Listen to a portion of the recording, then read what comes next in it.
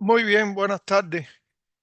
Eh, Buenas tardes a todos. Vamos a dar inicio a la clase del día de hoy, que es la última clase del curso.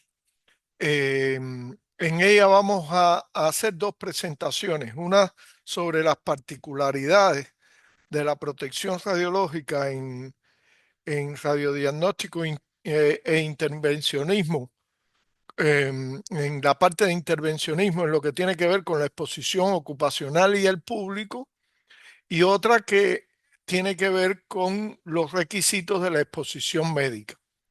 De manera que con ello ya concluimos eh, el curso, eh, y bueno, quedamos listos entonces para hacer el examen. Eh, bueno, primero que todo, bueno, aquí en esta primera parte de la clase vamos a ver eh, la- las particularidades que tiene la protección radiológica en la práctica de intervencionismo en relación a la exposición ocupacional y la exposición del público. Recordemos que qué cosa era la exposición ocupacional, que era la exposición que sufrían los trabajadores en el curso de su trabajo, según en las tareas que desempeñan durante la realización de su trabajo. En esta práctica de radiología intervencionista, igual que en el caso de radiodiagnóstico, eh, la fuente de exposición fundamental a la que el riesgo fundamental al que están expuestos los trabajadores es la exposición externa, que recordemos, exposición externa era la exposición total o localizada del cuerpo humano a las radiaciones emitidas por una fuente radiactiva externa, que pueda ubicarse a cierta distancia de, el trabajador. Hay varias actividades que se realizan en esta práctica en la cual en las cuales los trabajadores se exponen, como es en la aceptación y puesta en servicio de los equipos que se usan en radiología intervencionista, en los controles de calidad que se realizan en estos equipos también los trabajadores se exponen. En caso de incidente o accidente, pues también los trabajadores pudieran exponerse, pero sin duda la fundamental exposición ocurre durante la realización de los procedimientos eh, con pacientes, en las cuales, como ustedes conocen, por las características de esta práctica, se realizan, eh, a una distancia eh, relativamente cercana de la fuente de radiación, y por tanto, ante esta situación, las medidas fundamentales que se toman para la protección radiológica de los trabajadores están basadas en estas tres herramientas: distancia, tiempo y blindaje. Ya sabemos que a mayor distancia de la fuente de radiación, menor es la dosis que recibimos de ella. Mientras menos tiempo estemos expuestos, menor será la dosis. Y bueno, los blindajes, ya sean estructurales o los dispositivos de protección radiológica individual, van a atenuar la radiación que va a llegar al trabajador, y por tanto menor dosis vamos a recibir eh, los trabajadores en esta práctica. Bueno, estas tres herramientas de alguna forma se toman en cuenta en una serie de aspectos que tienen que ver con la protección radiológica del trabajador. En primer lugar, lo que tiene que ver con la delimitación de las zonas. Ahí, en la delimitación de las zonas, recordar que hay una zona controlada y una zona supervisada. La zona controlada es toda zona en la que son o pudieran ser necesarias medidas de protección radiológica y disposiciones de seguridad específicas. Por ejemplo, en esta práctica de radiología intervencionista, pues en los locales donde se ubican los equipos de radiología intervencionista o en las áreas donde se usan las unidades móviles de rayos X que también se usan, por ejemplo, los arco en C, también se usan en algunos procedimientos intervencionistas. Y esa sería como el área controlada. Y el área supervisada, que por definición son todas las zonas no definidas como controladas, pero en las cuales se mantienen determinadas medidas de vigilancia respecto a la protección radiológica, que en el caso de esta práctica, fundamentalmente el área supervisada es el panel de control y algunas áreas aledañas que puedan existir a los locales donde se ubican los equipos de radiología intervencionista. El segundo aspecto importante también que está muy relacionada también con la delimitación de las zonas, es el tema de las señalizaciones, que las señalizaciones eh, se colocan a fin de asegurar una apropiada protección del personal y del público que pueda estar en conexión con la práctica.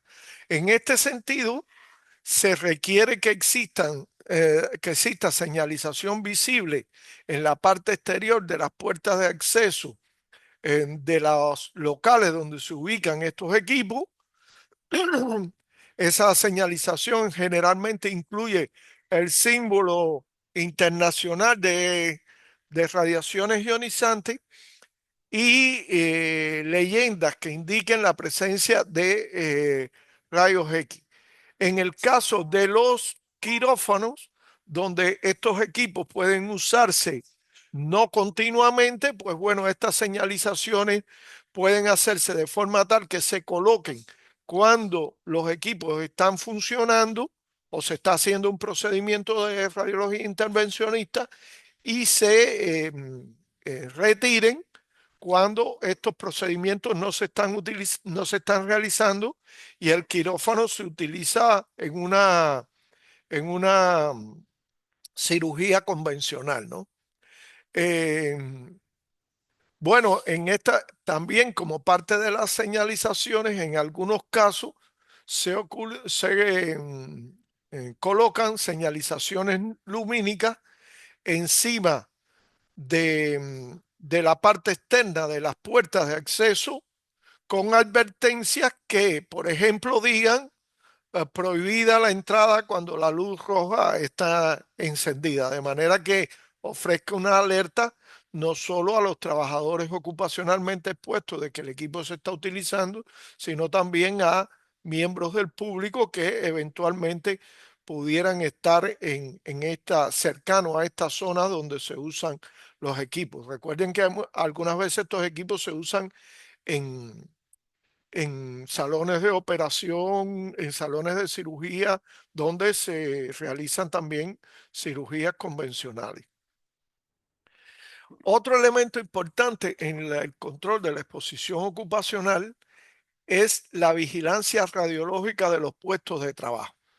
Quiere decir, siempre tiene que existir un programa de vigilancia radiológica del puesto de trabajo que tenga como finalidad, en primer lugar, proporcionar un registro de la evaluación de las condiciones existentes de protección radiológica y seguridad en las zonas controladas y en las zonas supervisadas, y que tenga también como finalidad identificar cualquier cambio inesperado que pueda haber ocurrido debido a algunos aspectos que influyen en la protección radiológica, como puede ser, por ejemplo, la carga de trabajo, el tipo de procedimiento que se realiza, algún problema de blindaje que pueda existir en los locales, ubicación como tal del equipo dentro de la sala que pueda cambiar y eso pueda cambiar los niveles de tasa de dosis alrededor de la sala, de la sala, etcétera, etcétera.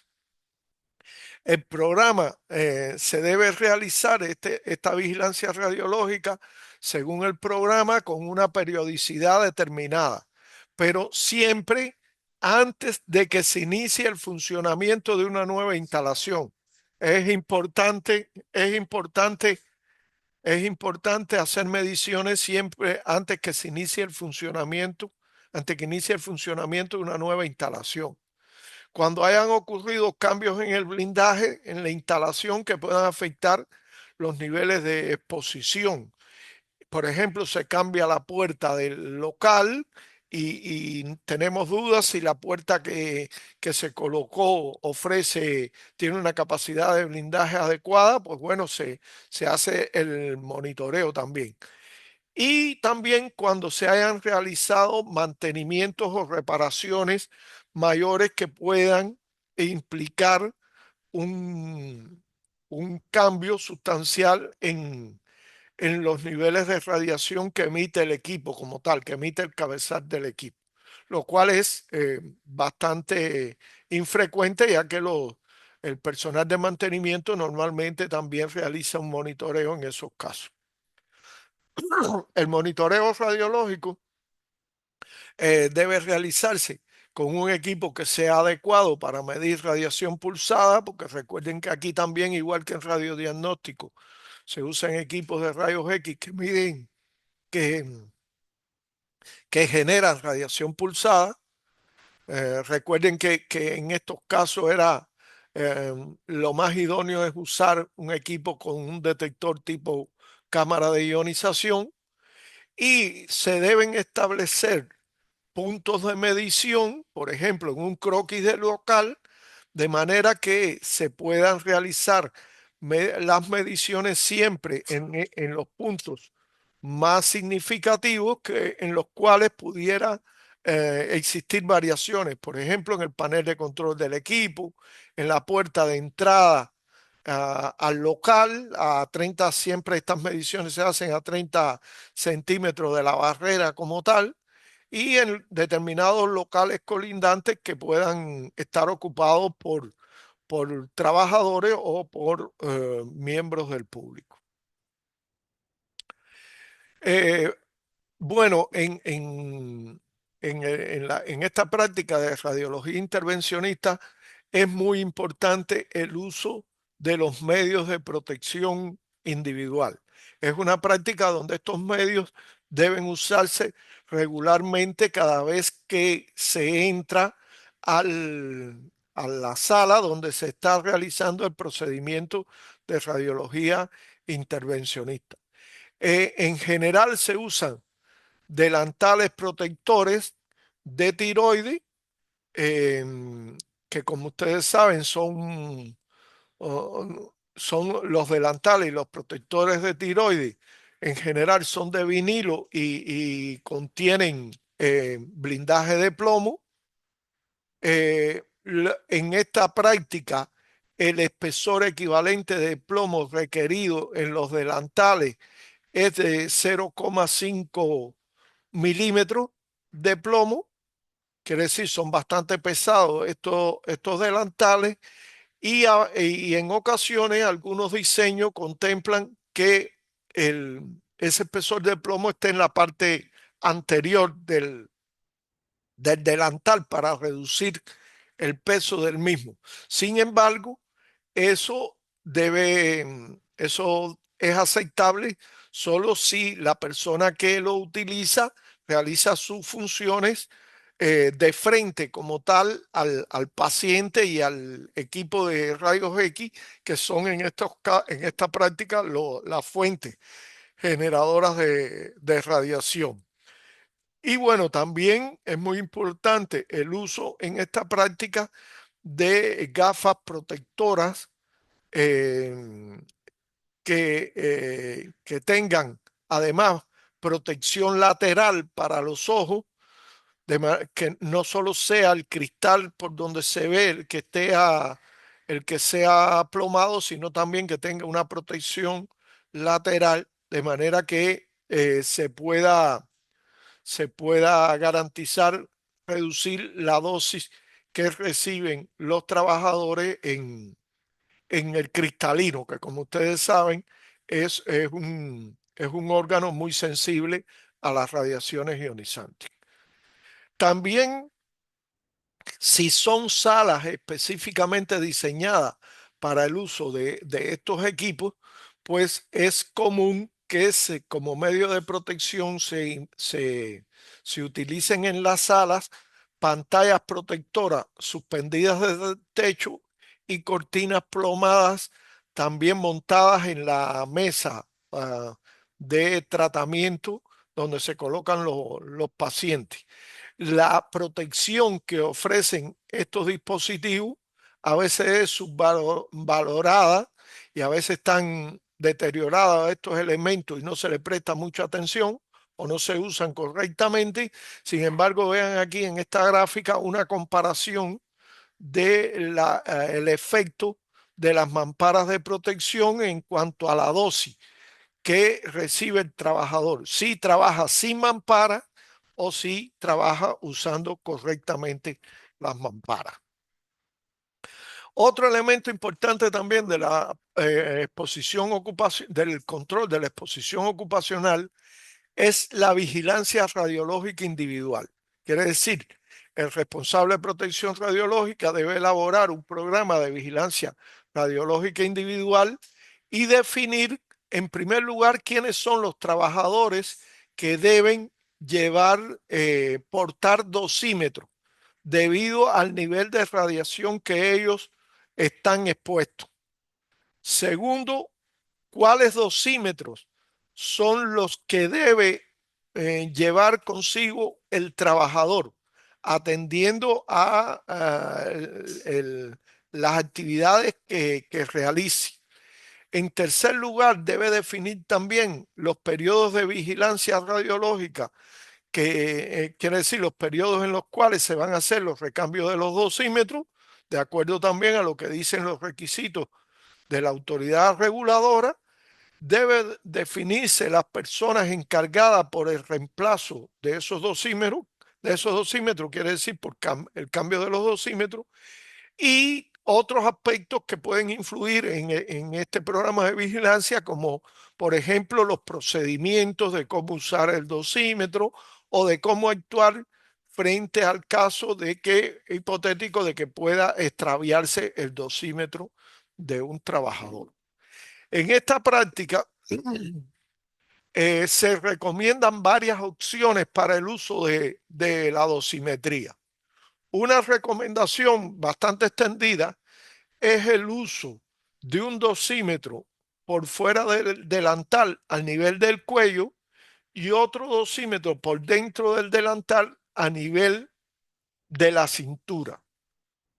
Y después vamos a ver que existe incluso un formulismo para cómo estimar la dosis que recibe el trabajador a partir del uso de esos dos dosímetros.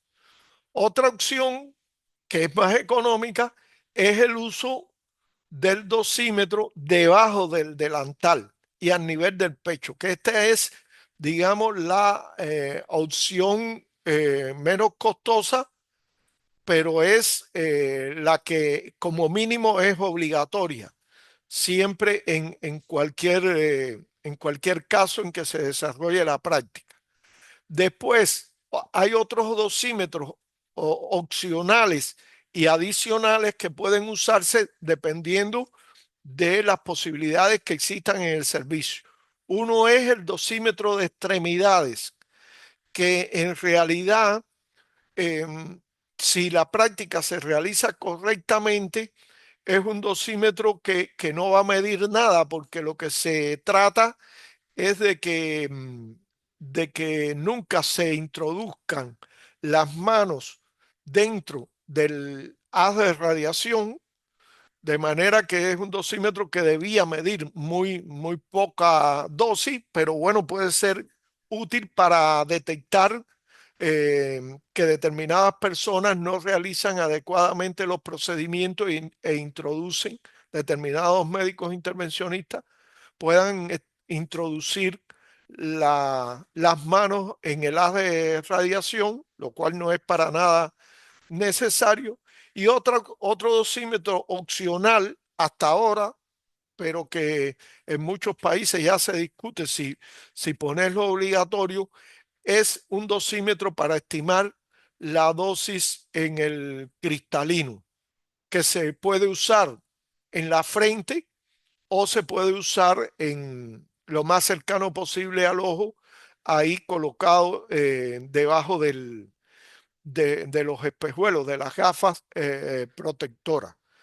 De todas formas, en Uruguay todavía estos dos tipos de dosimetría, tanto la de extremidades como la de el cristalino, no son obligatorias, se consideran opcionales.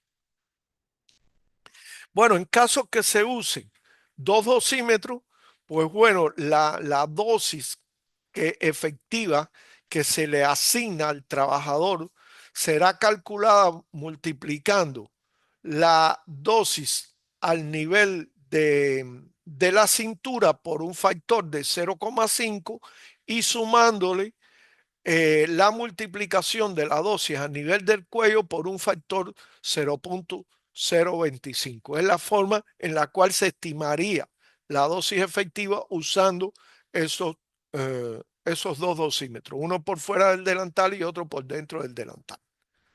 Bueno, en el caso de las trabajadoras ocupacionalmente expuestas que pudieran estar embarazadas, pues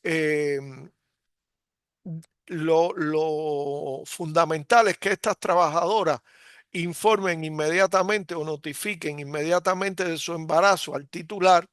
El titular deberá implementar arreglos especiales para esa trabajadora embarazada, que no significa sacarla obligatoriamente del puesto de trabajo, sino que cuando se habla de arreglos especiales serían arreglos que garanticen que en el abdomen de la trabajadora la dosis no supere los 2 milisieverts, de manera que se pueda garantizar al feto una dosis menor de 1 milisievert en todo el periodo de gestación del feto y darle así un nivel de protección similar al que se le da a los miembros del público. En esta práctica de radiología intervencionista, donde pueden ocurrir eventos y la mujer embarazada puede en esos eventos recibir dosis que superen esos 2 milisieverts en el abdomen, pues en muchos casos los representantes legales optan por la vía de no permitir que la trabajadora embarazada ingrese a la sala donde se realizan los procedimientos y, por ejemplo, se utilizan en otras actividades, porque, por ejemplo, desde el panel de control del equipo es muy fácil en general lograr que las dosis de la embarazada estén por debajo, en el abdomen estén por debajo de 2 milisieverts. Esta diapositiva es un poco para ilustrar la importancia que tiene en la protección radiológica ocupacional la dosis que se recibe en esta práctica debido a la radiación dispersa en el paciente. Vean que hay estudios que dicen que de cada 1000 fotones que alcanzan al paciente, fotones generados por un equipo de rayos X, unos 20 son los que logran alcanzar el detector de imagen. El resto de ellos son absorbidos en el paciente y entre 100 y 200 se dispersan del paciente y pueden provocar, son los que la principal contribución en la dosis que reciben los trabajadores. De manera que es importante tener en cuenta que el paciente en la mesa es en sí mismo una fuente de la cual debemos protegernos en esta práctica de radiología intervencionista. Y por otra parte es importante saber que la distribución, que primero que esa radiación dispersa en el paciente, de alguna forma también sigue la ley del inverso del cuadrado de la distancia. Quiere decir, mientras más alejados estemos del paciente, menor dosis vamos a recibir. Y por otra parte, esa radiación no es uniforme en todos los ángulos alrededor del paciente. Se puede, y lo vamos a ver después más adelante, se puede comprobar que esa dispersión es fundamental o es mayor en la dirección en que incide el haz de radiación que proviene del tubo de rayos X. Por lo tanto, es un elemento que hay que tener en cuenta a la hora de la protección radiológica de los trabajadores. Hay un grupo de recomendaciones prácticas que son importantes seguir a la hora de ejecutar los procedimientos de radiología intervencionista. En primer lugar, recordar siempre que la fuente principal de radiación a las personas es a los trabajadores es la dosis, la radiación dispersa en el paciente. Eso es algo que tenemos que tener siempre en cuenta. Por tanto, todas las medidas que tomemos para reducir la dosis al paciente, al final también son medidas para reducir la dosis al trabajador. Entonces, eso es un elemento también importante. Protegiendo al paciente, también estamos protegiendo al trabajador. A la inversa no funciona. El trabajador puede estar muy bien protegido y el paciente no estar protegido, pero en ese sentido sí funciona perfectamente. Lo tercero es que la radiación dispersa, como ya dijimos, no es uniforme alrededor del paciente. Y lo cuarto es que el nivel de tasa de dosis en torno al paciente está en función de un gran número de parámetros y factores que hay que conocer para minimizar esas dosis durante la realización de los procedimientos. Por eso aquí en esta práctica el elemento fundamental para la protección radiológica del trabajador son las normas y procedimientos locales que se utilicen en la ejecución de la práctica. Vamos a ver algunos aspectos que son fundamentales para la reducción de las dosis siguiendo estas normas y procedimientos. Lo primero es saber que, como ya dijimos, como la fuente fundamental de dosis que recibe el trabajador es la radiación dispersa, hay una dependencia angular de esta radiación y la tasa de dosis por radiación dispersa es más alta en la dirección en que el haz de rayos X entra al paciente. Es decir, si el haz viene acá desde arriba, pues entonces, como ven en esta diapositiva, la tasa de dosis se va haciendo mayor en la medida en que el ángulo de dispersión aumenta en relación con el, la incidencia de esa radiación. Y esto es muy importante porque, por ejemplo, para la protección del cristalino, que generalmente en la posición del trabajador está en un ángulo en este sentido, pues las tasas de dosis son las mayores. Las mayores tasas de dosis ocurren precisamente en el ángulo donde normalmente está la cabeza del trabajador que está ejecutando el procedimiento intervencionista.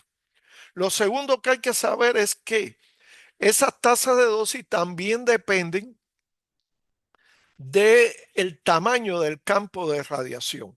Aquí hay un ejemplo para diferentes tamaños de campo de radiación y se ve como un campo de 17 por 17 tiene en todos los ángulos tiene tasa de dosis mucho mayor que un campo de 11 por 11.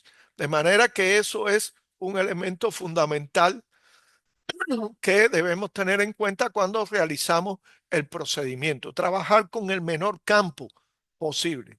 El otro elemento fundamental es la distancia. Como ya dijimos, aunque esta es radiación dispersa, también se rige por la ley del inverso del cuadrado de la distancia. Y vean aquí cómo a diferentes distancias para un mismo tamaño de campo de 11 por 11 a diferente distancia, a 0,1 metro y a 1 metro, como a 1 metro las tasas de dosis son muy inferiores a las tasas de dosis que hay a medio metro. Entonces, si no tenemos que estar a la hora de ejecutar el procedimiento tan cerca del paciente, pues es preferible mantenerse tan alejado como se pueda del paciente para protegernos de la radiación dispersa en el paciente. Lo otro es una recomendación práctica también muy importante. El tubo bajo la mesa reduce en general las altas tasas de dosis en el cristalino. Como vimos como vimos que la dosis es mayor en la dirección de incidencia, si el tubo está bajo la mesa, pues la dirección de la radiación dispersa, la tasa de dosis mayor de radiación dispersa estará hacia abajo, hacia el piso, hacia las extremidades del trabajador, con lo cual se protegerá mejor el cristalino del trabajador, que como ya sabemos es un órgano muy radiosensible. Otro elemento práctico importante para la protección radiológica es eh, la posición del médico respecto al tubo de rayos X. Siempre que haya que realizar proyecciones oblicuas, se recibe mucho menos dosis si el médico se posiciona del lado del intensificador de imagen. Muchas veces se piensa que si uno se posiciona de este lado, como el tubo irradia hacia este lado, pues desde ahí, pues voy a estar más protegido si me pongo del lado del tubo y no del lado del intensificador. No es así, totalmente contrario. Vean aquí cómo las isodosis del lado del intensificador de imagen son mucho menores que las isodosis o las dosis que hay del lado del tubo. Entonces, eso es una cuestión también importante. Otra recomendación importante, siempre tratarse de alejar del tubo lo más posible. No hay por qué estar pegado al tubo de rayos X si es posible estar a cierta distancia del tubo, porque la radiación que fuga del tubo también disminuye con el inverso del cuadrado de la distancia. Entonces, mientras más lejos estemos del tubo, también vamos a reducir la dosis que va a recibir el trabajador. Bueno, hasta ahí un grupo de medidas prácticas importantes que ustedes deben tener en cuenta cuando trabajan en radiología intervencionista. Respecto a la protección radiológica del público, en realidad esta es una práctica donde el control de la exposición radiológica, de la protección radiológica del público es bastante sencillo y fundamentalmente se garantiza con estas 4 medidas de seguridad. Quiere decir, existencia de blindajes adecuados, una adecuada clasificación de la zona controlada y zona supervisada para evitar que miembros del público lleguen a la zona controlada, un adecuado control de acceso mediante las señalizaciones y un adecuado control de acceso para que los miembros del público no lleguen a estas áreas del hospital y una adecuada señalización ya en las áreas para identificar que ahí se están usando radiaciones y con señales lumínicas para incluso identificar claramente cuando el equipo está irradiando. En cuanto a los blindajes, bueno, realmente estos son locales que no tienen altos requisitos en cuanto a los blindajes. Es necesario, por supuesto, evaluar los blindajes para verificar que en los locales circundantes se cumplen las restricciones de dosis para la práctica. Y eso es muy importante, no solo en las paredes acá alrededor del local donde se instala el equipo, sino también considerar los techos y los pisos, porque también estas pudieran ser áreas importante para la protección del público. Bueno, hasta aquí la primera parte de la clase de hoy. Como ustedes ven, hemos hecho un rápido recorrido por los principales aspectos de protección radiológica del trabajador y el público. Como conclusiones, la seguridad de los trabajadores ocupacionalmente expuestos en la práctica de radiología intervencionista se basa en el cumplimiento de requisitos que se establecen para la exposición ocupacional, dentro de ellos la delimitación de zona, la vigilancia radiológica individual, la vigilancia radiológica de zona y principalmente los procedimientos y las reglas locales que se utilicen a la hora de operar estos equipos de radiología intervencionista. Lo tercero es que siempre tener en cuenta que la radiación dispersa en el paciente es la principal contribución a la dosis que reciben los trabajadores. Por tanto, menos dosis al paciente siempre implicará menos dosis al trabajador. Y finalmente, que el control de la exposición del público se basa fundamentalmente en medidas de diseño, adecuados blindajes, adecuada delimitación de zona y señalización de los locales donde se realiza esta práctica. Hasta ahí la primera presentación. ¿Alguna pregunta?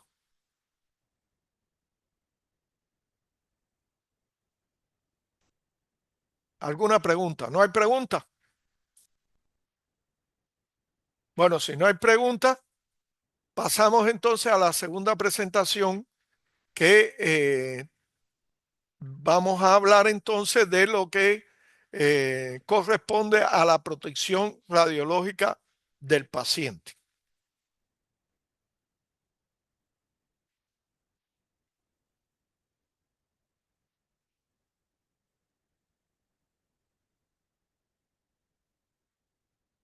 ¿Se ve la presentación? Sí, Bien. Bueno, entonces seguimos con esta parte que tiene que ver con la protección radiológica del paciente. Bueno, ustedes recordarán cuando vimos los accidentes que vimos en una de nuestras conferencias, vimos que precisamente en esta práctica era dentro de todas las prácticas incluidas del radiodiagnóstico, incluidas en radiodiagnóstico y radiología intervencionista, es precisamente en la práctica de radiología intervencionista donde han ocurrido los mayores accidentes. De manera que es fundamental prestar atención a la protección radiológica de los pacientes. Y a eso nos vamos a dedicar en los minutos que siguen. Primero, recordar qué cosa es, qué cosa es la exposición médica. Si vamos a hablar de los requisitos relativos a la exposición médica, no podemos olvidar que la exposición médica incluye la exposición que reciben los pacientes en el curso de su diagnóstico o tratamiento médico odontológico, incluye la exposición que sufren voluntarios durante las investigaciones biomédicas y incluyen también la exposición que sufren los acompañantes que brindan bienestar a los pacientes durante la realización de los procedimientos. En radiología intervencionista, por las características que tienen estos procedimientos, pues esta parte que coloreo aquí en rojo de los acompañantes y los que brindan apoyo o bienestar no ocurre porque son procedimientos en los cuales se excluye totalmente la presencia de personas que puedan prestar ayuda o bienestar al paciente. Quiere decir, aquí todos los que están en la ejecución de la práctica siempre son o pacientes voluntarios por algunos protocolos nuevos que se tratan de implementar y trabajadores ocupacionalmente expuestos. Es lo que fundamentalmente tenemos en esta práctica. Cuando se habla de exposición médica, recuerden que había que cumplir dos principios fundamentales, que eran el principio de la justificación de la exposición médica y el principio de la optimización de la exposición médica. ¿Cómo cumplir el principio de la justificación de la exposición médica en el caso de radiología intervencionista? Bueno, hay algunas particularidades. Recuerden que este principio de justificación tenía tres niveles. Un primer nivel que era la justificación de la práctica en general. Y sobre eso hay que decir que la práctica de radiología intervencionista ha demostrado tener muchos mayores beneficios para la sociedad que el detrimento que pudiera causar en cuanto a radiaciones, incluso teniendo en cuenta los beneficios que aporta en comparación con prácticas convencionales como puede ser la cirugía. Hay algunos procedimientos de cirugía mucho más invasivos, mucho más peligrosos si si se realizan por cirugía convencional que si se realizan mediante radiología intervencionista. De manera que no hay ninguna duda en cuanto a al primer nivel de justificación. Es una práctica que está muy bien justificada. El segundo nivel de justificación tenía que ver con la justificación de los procedimientos. Y nos dice que cada tipo de procedimiento radiológico debe ser justificado poniendo en una balanza los beneficios contra los riesgos. Eh, en esta práctica hay procedimientos que se ha demostrado muy bien, que están muy bien justificados, lo cual no exime de la necesidad de que existan protocolos clínicos aprobados por las autoridades de salud para acometer esos procedimientos. Quiere decir, cualquier procedimiento de radiología intervencionista, por muy bueno que parezca o que pueda ser, tiene que estar basado en algún protocolo clínico que se haya aprobado por la autoridad de salud de aquí del Uruguay. Y bueno, el tercer nivel de justificación tenía que ver con la justificación de un procedimiento en un paciente en específico. Bueno, un poco esta diapositiva, antes de llegar a esto, esta diapositiva un poco para ejemplificar los beneficios que tienen determinados procedimientos. Este es un ejemplo de un angioma cerebral antes del procedimiento de radiología intervencionista y después del procedimiento. Y una patología que hace muchos años era muy difícil de tratar y que podía implicar incluso una cirugía endocraneal, vean cómo después de un procedimiento de este tipo se resuelve perfectamente y con un proceder que es relativamente poco invasivo. El tercer nivel de la justificación son la justificación de los procedimientos en un paciente en específico. En intervencionismo se da la peculiaridad que muchas veces el médico que realiza la prescripción es el mismo que realiza el procedimiento terapéutico, con lo cual no hay mucho conflicto entre el médico prescriptor y el médico ejecutor del procedimiento. Y bueno, para cada paciente por separado, siempre habrá que evaluar la justificación específica, considerando una serie de aspectos que no son ajenos a la justificación.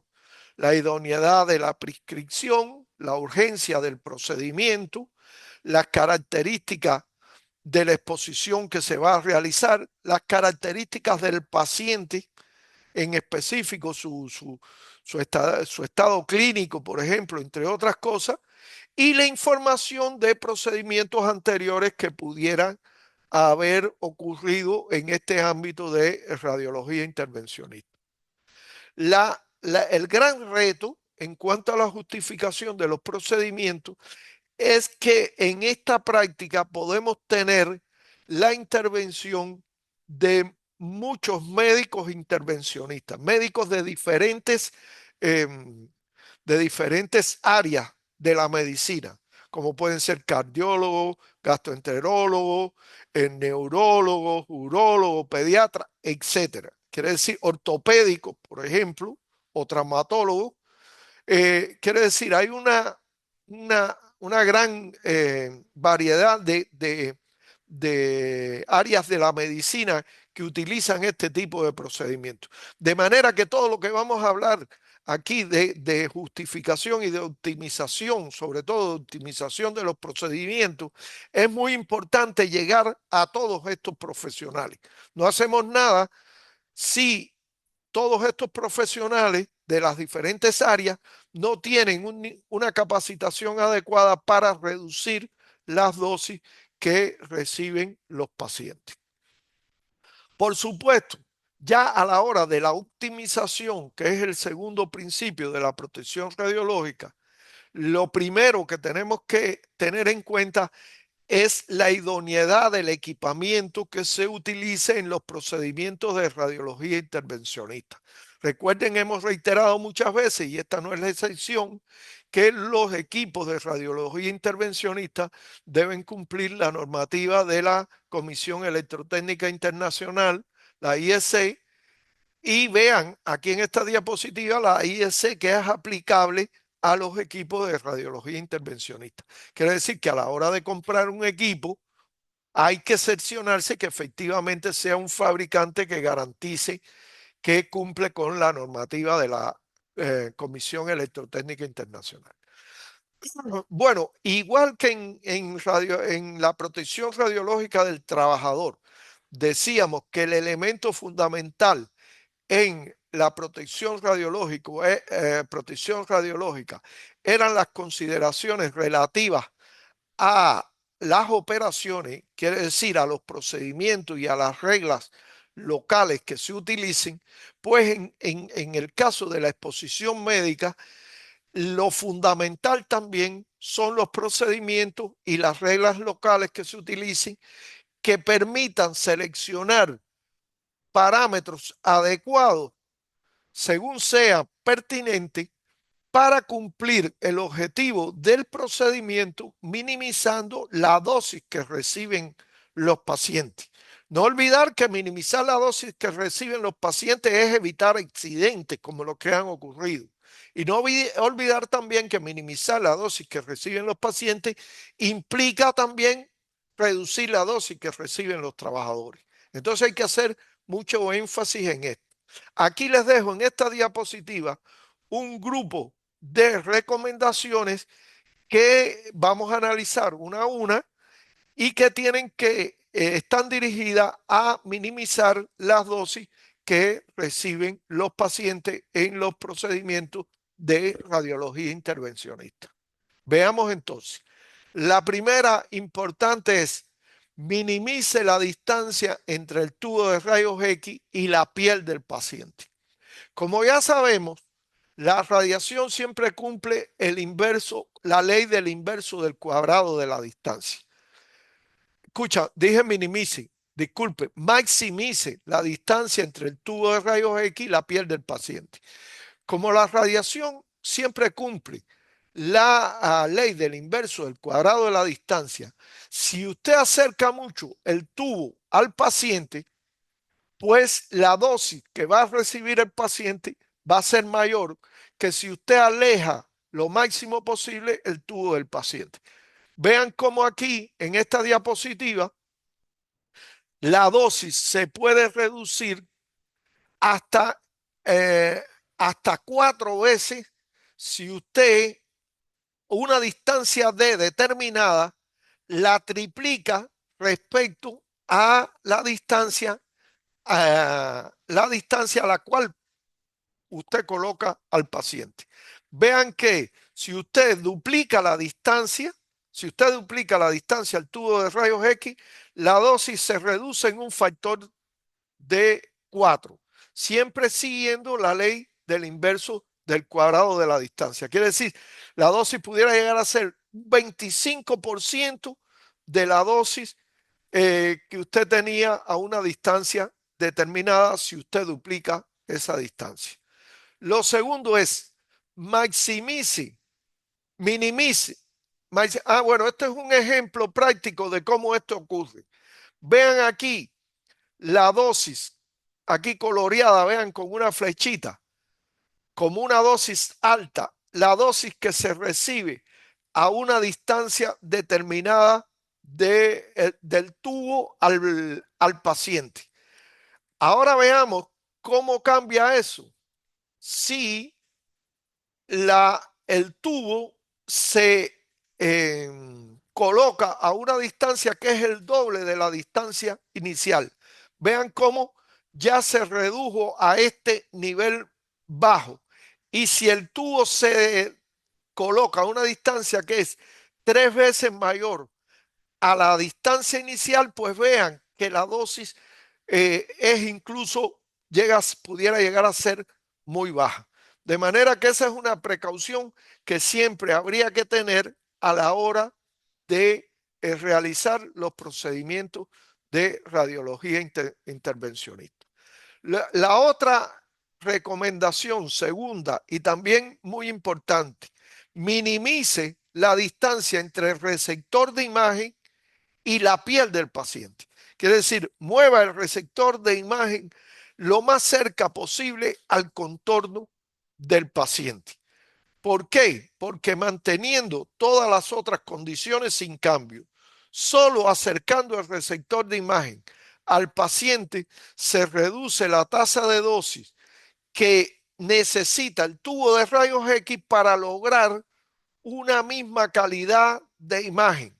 Y por tanto, al reducir la tasa de dosis que da el tubo de rayos X, se reduce también la dosis en la piel del paciente, que es un aspecto fundamental que, como ustedes recuerdan, caracterizaba los accidentes.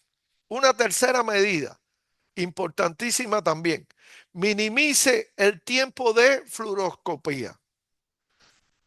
¿Y qué nos dice esto? Manteniendo todas las otras condiciones sin cambio, reduciendo el tiempo de fluoroscopía, se reduce la dosis al paciente.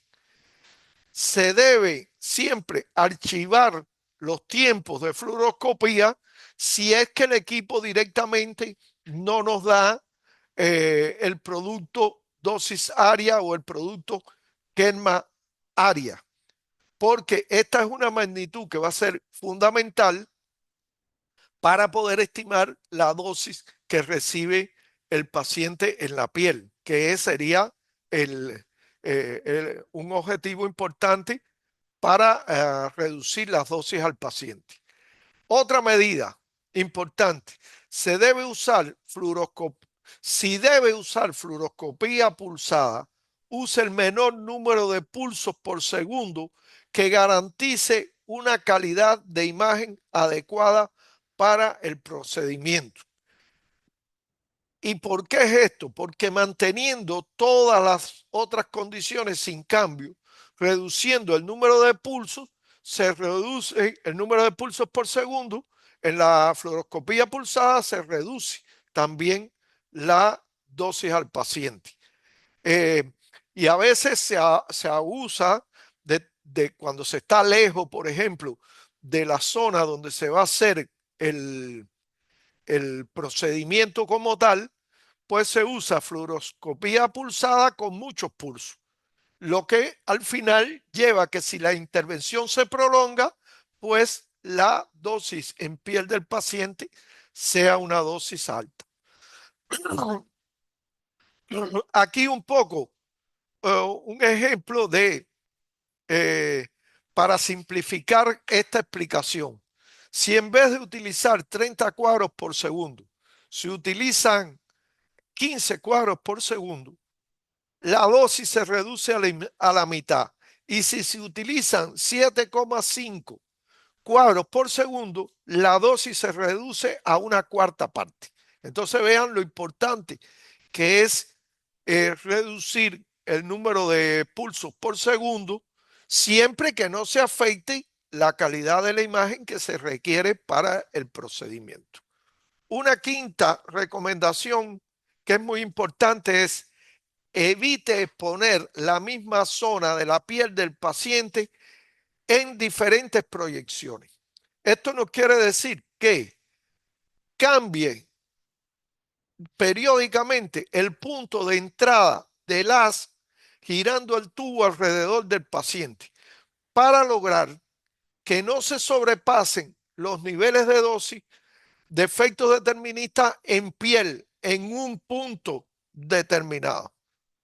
Si la intervención se prolonga, pues tratar de cambiar la proyección es muy importante para evitar que la misma área de entrada del haz de radiación esté expuesta por mucho tiempo, porque sabemos que eso es lo que va a llevar a que se sobrepasen los límites de efecto determinista en piel y ocurran los accidentes. Entonces, esa es una medida importantísima. Eh, Importante aquí, cambiar la proyección no siempre implica evitar irradiar la misma área del cuerpo del paciente. Aquí hay un ejemplo de tres proyecciones, por ejemplo, de tres proyecciones. Sin embargo, vean que en estas dos se está irradiando esta área coloreada aquí en amarillo con las dos proyecciones. Aunque se ha cambiado significativamente el, el ángulo de la proyección, sigue irradiándose esta área. Esta se salvó, esta área de acá se salvó con el cambio de las proyecciones, pero esta área siguió recibiendo dosis aún cuando se cambió las proyecciones. Entonces, eso es importantísimo. No es poner cualquier proyección, es poner una proyección que realmente excluya toda el área que había estado recibiendo dosis en la proyección anterior. Por, claro está, sabemos que a veces eso tiene sus dificultades clínicas, pero es un principio que se debe seguir. Lo otro importante que debemos saber es que para mayor espesor de tejido se absorbe más radiación, por tanto, debe usarse entonces mucho más radiación para que la radiación penetre el cuerpo del paciente y logre llegar al intensificador de imagen o al panel plano y obtener una imagen adecuada. De manera que en pacientes obesos, el riesgo de efecto determinista aquí a la entrada es mucho más alto que si los pacientes son menos obesos. Entonces, es algo que ya desde que vemos un paciente obeso, tenemos que tener en cuenta que va a ser un paciente en el cual el procedimiento va a ser más difícil desde el punto de vista de la protección radiológica. Eh, entonces, evitar en estos casos de pacientes obesos es mucho más importante evitar hacer el cambio de angulación, pero tener en cuenta que evitando proyecciones oblicuas se evita mucho tener que dar una alta dosis en piel para que el intensificador de imagen o el receptor de imagen obtenga una imagen adecuada. Entonces, por eso se dice que hay que evitar o minimizar, porque ya se sabe que en muchos casos no se puede evitar, en todo caso, minimizar las proyecciones oblicuas, ya que implican siempre un mayor espesor de tejido a atravesar. Vean aquí con la flecha cuál es el espesor, cuál es el espesor aquí y cuál es el espesor aquí. Implican siempre un mayor espesor de tejido a atravesar y por ende siempre va a haber una mayor tasa de dosis aquí para poder lograr una calidad de imagen adecuada en el receptor de imagen. Entonces, las proyecciones oblicuas habrá que usarlas, pero siempre teniendo en cuenta que deben ser las que tengan menor tiempo de utilización en los diferentes ángulos que hagamos de proyección. Porque además ocurre una cosa, cuando usted hace una proyección oblicua, necesariamente el, algunas zonas del cuerpo del paciente quedan más cerca del tubo de rayos X. Y ya vimos que la dosis a la entrada siempre era inversamente proporcional a la distancia entre el tubo de rayos X y el cuerpo del paciente. Si se reduce esta distancia, vean, para un paciente, vean, si usted hace una proyección así, la distancia, por ejemplo, en este caso, la distancia sería de 80 centímetros, la distancia a la piel. Sin embargo, si usted gira aquí, la distancia a la piel sería de apenas 60 centímetros. Entonces, por lo tanto, la tasa de dosis en piel sería mucho mayor. Y esa es otra cosa que hay que tener en cuenta cuando hacemos las proyecciones oblicuas. Otro elemento fundamental para proteger al paciente es evitar la magnificación, salvo que ésta sea imprescindible para ejecutar el procedimiento. Y aquí vean cómo disminuyendo el campo visual en un factor de 2 aumenta la tasa de dosis en un factor de 4. Entonces, el tema de la magnificación, hay que saber que siempre que aplicamos la magnificación, vamos aumentando la tasa de dosis que se recibe por el paciente y es un riesgo mayor de poder superar las dosis de efecto determinista en piel. También es importante saber que eso mismo ocurre cuando hacemos las secuencias de cine, las series de cine. Por tanto, una recomendación muy importante es minimice el número de cuadros y el número de series de cine a un nivel que sea clínicamente aceptable y que sea en la mayoría de los casos el necesario para poder documentar correctamente el procedimiento que se realizó. Evite usar este modo de adquisición si puede usar fluoroscopía, porque va a haber mucha menos dosis en fluoroscopía que en el modo cine. Tenga en cuenta que la tasa de dosis con cine puede ser aproximadamente entre un 10 y 60 veces mayor que la tasa de dosis por fluoroscopía normal. De manera que es una alarma que también tenemos que tener en cuenta a la hora de ejecutar estos procedimientos. Un elemento fundamental en estos procedimientos es usar el colimador para reducir el área de exposición hasta el área de interés clínico que sea fundamental. ¿Por qué? Porque reducir el área de exposición mejora la calidad de imagen y disminuye la radiación dispersa y también restringe el haz al área de interés solamente. Restringe el haz de radiación entonces al área de interés solamente. De manera que estaremos protegiendo mucho más tejido sano del paciente. Vean aquí el efecto que puede tener la abertura del colimador respecto a la dosis que estamos dando al paciente. Por ejemplo, tomemos aquí una abertura de colimador, por ejemplo, que como esta que se indica aquí en la figura, un colimador abierto, y vean que el indicador nos dice que la dosis que estamos dando, la tasa de dosis que estamos dando al paciente es muy alta. Si reducimos una de las muelas del colimador, solamente una, vemos cómo inmediatamente la tasa de dosis baja. Y si colimamos mejor a un área mucho menor, vean cómo la tasa de dosis llega a ser incluso muy baja.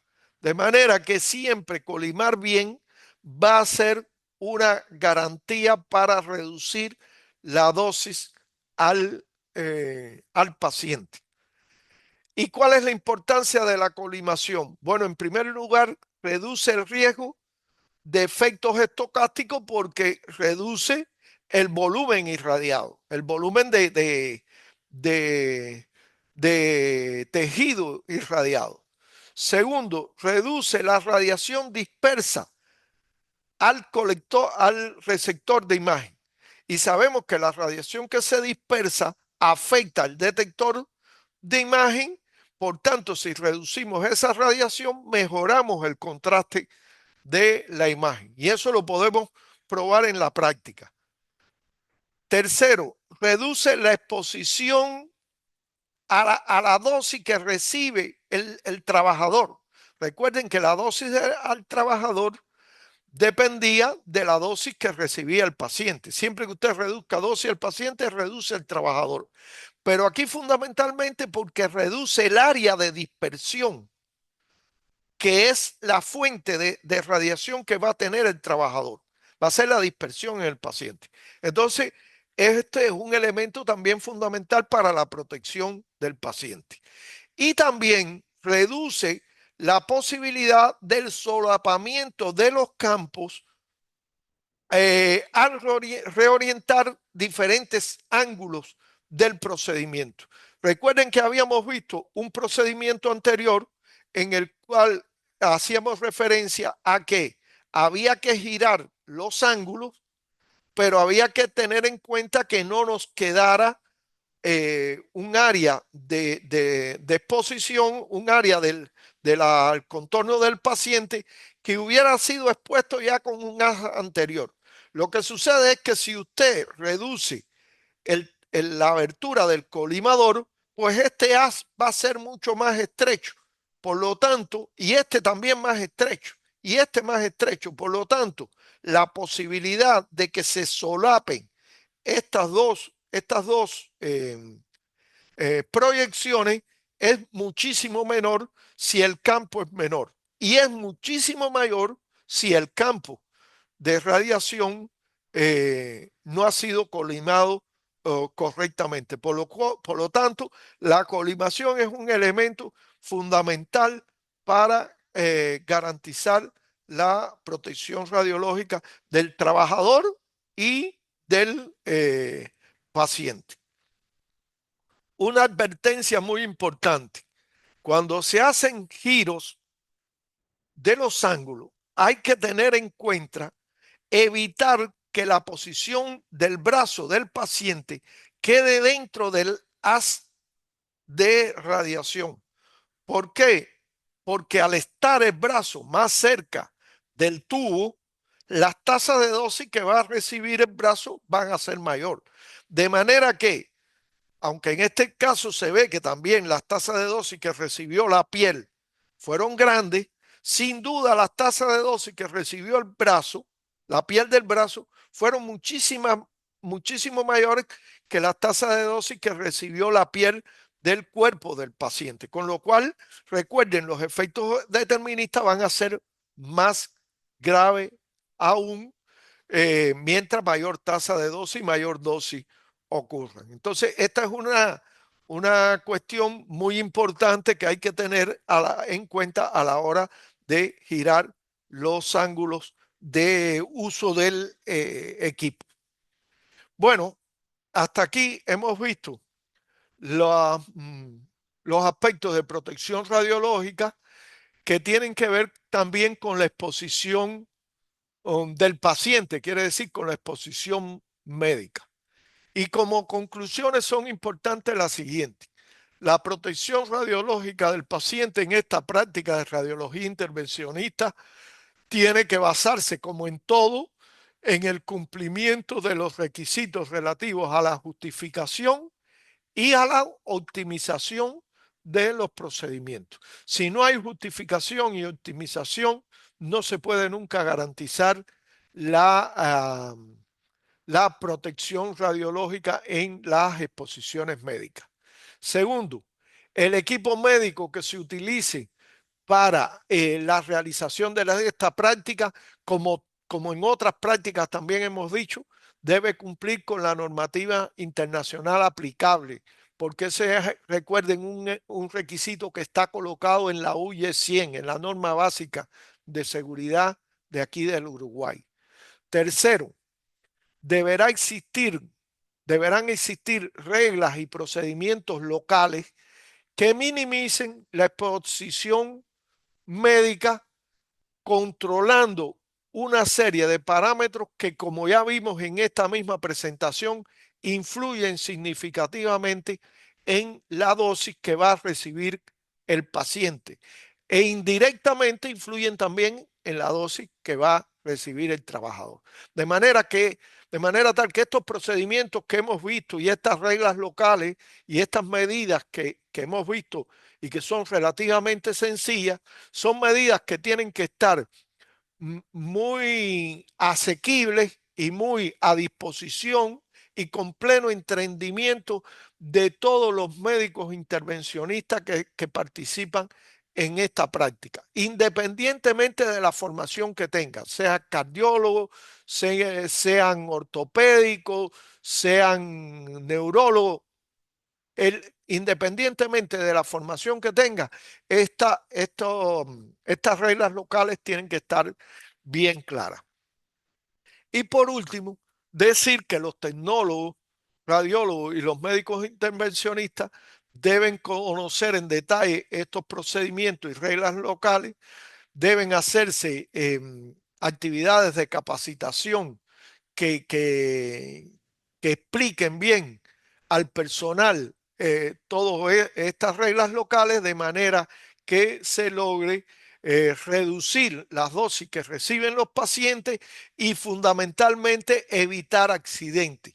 Porque recuerden que vimos que habían muchos accidentes reportados en esta práctica y que eran accidentes que evolucionaban hacia determinadas limitaciones bastante importantes a los pacientes y comprometían incluso la vida normal de los pacientes. En algunos casos le llevó injerto, limitación de movimiento de los brazos, etcétera, etcétera. Entonces, todas estas medidas son muy importantes para que eso se logre. Bueno, hasta aquí lo que teníamos preparado para la clase de hoy. No sé si quieren hacer alguna pregunta.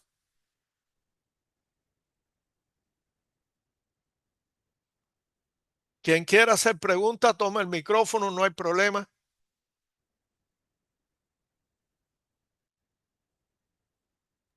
Hola Cruz, yo tenía una pregunta. Sí, dígame. Con respecto en realidad a las otras clases de dosis equivalente y dosis efectiva, porque Ajá, muchas veces vemos los cuadros, las tablas y dicen dosis efectiva como si fuera la dosis equivalente en cuerpo entero, digamos. ajá, Y a veces vos lees que dicen dosis equivalente en extremidades o dosis equivalente en cristalino. En ajá. realidad eso es lo mismo que dosis efectiva en cristalino, ¿no? Porque se confunde un poco los términos. No, a ver, no. Dosis equivalente, recuerden que era un término que iba a medir lo que correspondía a la calidad, digamos, o al daño que produce un determinado tipo de radiación en, en cuanto a los efectos estocásticos que pueda generar. Quiere decir, recuerden que no era lo mismo el daño que producía los rayos X y los rayos gamma que el daño que producía los neutrones, que el daño que producía la radiación alfa o la radiación beta. Era diferente el nivel de daño. Para un mismo nivel de dosis absorbida, que recuerden que era dosis por unidad de volumen, para un mismo nivel de dosis, escucha, energía por unidad de volumen era dosis absorbida. Para un mismo nivel de dosis absorbida, no es igual que esa dosis sea debido a un tipo de radiación o debido a otra. Y eso es lo que mide dosis equivalente. Ahora, dosis efectiva ya mide la dosis que el efecto sobre un tipo de tejido determinado. Recuerden que había un factor de peso dependiendo del tipo de tejido y decía que para los diferentes tipos de tejido del cuerpo humano, la dosis efectiva dependía de ese factor de peso, porque no es lo mismo que tú tengas una dosis equivalente determinada de 10 Gray en extremidades, que tú tengas una dosis equivalente de 10 Gray, no sé, en pulmón o en tiroides o en otro órgano. Es diferente. Y entonces, esa es la diferencia que marca cada uno de las magnitudes, lo que es dosis. Ahora, eso es una cosa, esas recuerden que eran las magnitudes de protección radiológica, pero habían unas magnitudes operacionales. ¿Por qué? Porque esas magnitudes de protección radiológica no se pueden medir. Entonces habían unas magnitudes operacionales que eran la dosis eh, equivalente personal y eh, la dosis equivalente en extremidades, y esas eran magnitudes operacionales que están todos muy bien descritos en la conferencia donde se hablaron de las magnitudes de protección radiológica y las magnitudes operacionales. Por eso no se puede confundir las magnitudes operacionales, que son las que mide el dosímetro. La que mide el dosímetro es HP, dosis equivalente personal a la profundidad de 10 milímetros. Esa es la operacional. O la dosis equivalente personal a 0.7, que es la que mide 0.07, que es la magnitud que se usa para extremidades. ¿Me entiendes? Hay una diferencia entre las dosis de protección radiológica y las dosis y las magnitudes operacionales.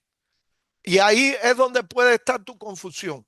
Te recomiendo que vayas a la clase esa que hablamos de la magnitud de protección radiológica y las magnitudes operacionales, y ahí vas a encontrar los detalles y la diferencia. ¿De acuerdo? Ah, perfecto. Muchas gracias. ¿Alguna pregunta más?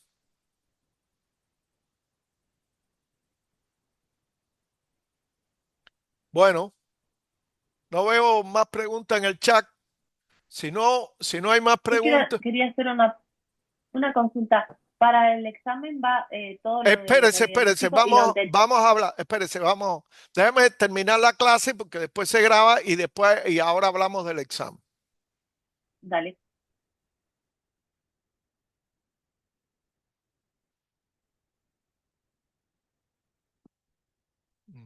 A ver cómo dejo de grabar.